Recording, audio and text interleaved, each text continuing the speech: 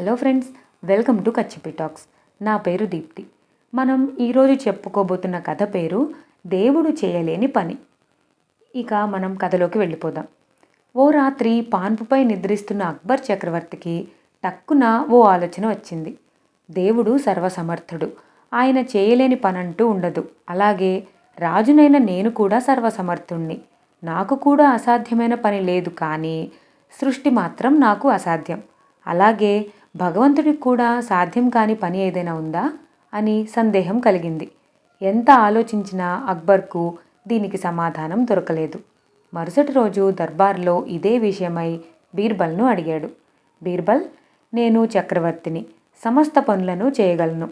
నాలాగే భగవంతుడు కూడా అన్ని పనులు చేయగలడా అని ప్రశ్నించాడు. చిత్తం జహాపన, మీరు సర్వసమర్థులు. దేవుడు మీకు సరిరాడు. మీరు చేయగల కొన్ని పనులు ఆయన చేయలేడు.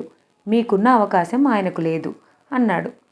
తనను దేవుడి కన్నా గొప్పగా బీర్బల్ పొగుడుతుంటే చాలా ఆనందం వేసింది. కానీ తాను ఏ విషయంలో దేవుడి కన్నా గొప్పవాడినో తెలుసుకోవాలని అక్బర్కు అనిపించింది. కానీ నేరుగా అడగడం తన హోదాకు తగదు అనుకున్నాడు. అందుకే, బీర్బల్, నీ మాటలను నేను ఒప్పుకుంటున్నా.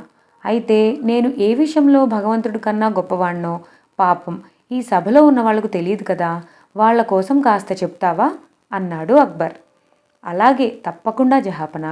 ఈ సువిశాల ప్రపంచమంతా దేవుడిదే. అలాగే తమకున్న సామ్రాజ్యమంతా తమదే. మీకు ఎవరి మీదనైనా కోపం వస్తే వారిని మీ రాజ్యాన్ని విడిచి ఎక్కడికైనా పొమ్మని శాసించగలరు. కానీ ఇది దేవుడికి సాధ్యం కాదు. ఈ జగత్తు అంతా ఆయనదే కదా. ఆయనకు ఎవరి మీదనైనా కోపం వస్తే వారిని వేరే చోటుకు ఎక్కడికని పొమ్మనగలడు. మీరు చేయగల ఈ పనిని దేవుడు చేయలేడు జహాపన అని చెప్పాడు బీర్బల్. తాను ప్రతి చిన్న నేరానికి దేశ బహిష్కరణ శిక్ష విధిస్తున్న విషయాన్ని బీర్బల్ చెప్పకనే చెప్పాడని అక్బర్కు అర్థమైంది. ఏమీ మాట్లాడకుండా అప్పటికి మౌనంగా ఉండిపోయాడు. తర్వాత నుంచి ప్రజలు చేసే చిన్న చిన్న తప్పులకు పెద్ద పెద్ద శిక్షలు వేయటం మానుకున్నాడు. ఇదండి ఈరోజు స్టోరీ. ఈ కథ మీ అందరికీ నచ్చితే ఛానల్ని ఖచ్చితంగా సబ్స్క్రైబ్ చేసుకోండి. ఈ వీడియోని లైక్ చేయండి, మీ ఫ్రెండ్స్ అందరితో షేర్ చేసుకోండి. Thank you for watching.